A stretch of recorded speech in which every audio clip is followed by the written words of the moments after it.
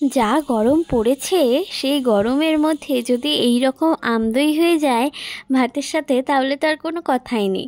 তো চলো আজকে তোমাদের এই সুন্দর একটা আমদইয়ের রেসিপি তোমাদের সাথে শেয়ার করব।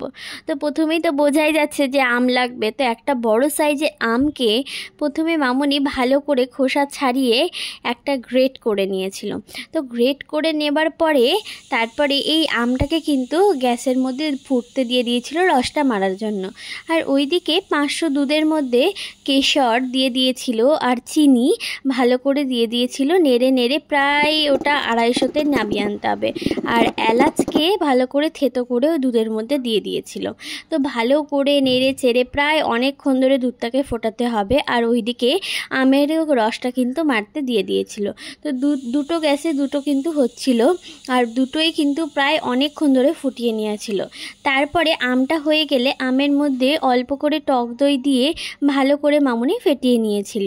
আর বাদবাকি যেই টক দইটা ছিল সেটাকে ভালো করে ফেটিয়ে নিয়ে প্রথমে যেটাতে বসানো হবে, মানে এই ভাঁড়টাতে, এই ভাঁড়ের গায়ে ভালো করে টক দইটা লাগিয়ে নিয়েছিল।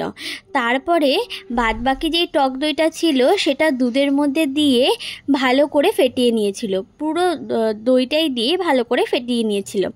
তারপরে যে আম আর দইয়ের যে মিশ্রণটা যেটা তৈরি করে রাখা হয়েছিল সেটাকে দুধের মধ্যে দিয়ে আবার অনেকক্ষণ ধরে ফেটিয়ে নেবার পরে এই যে দুধের আর দইয়ের আমের যে মিশ্রণটা যেটা তৈরি হয়েছে সেটা ভালো করে ওই ভাঁড়ের মধ্যে দিয়ে দিয়েছিল।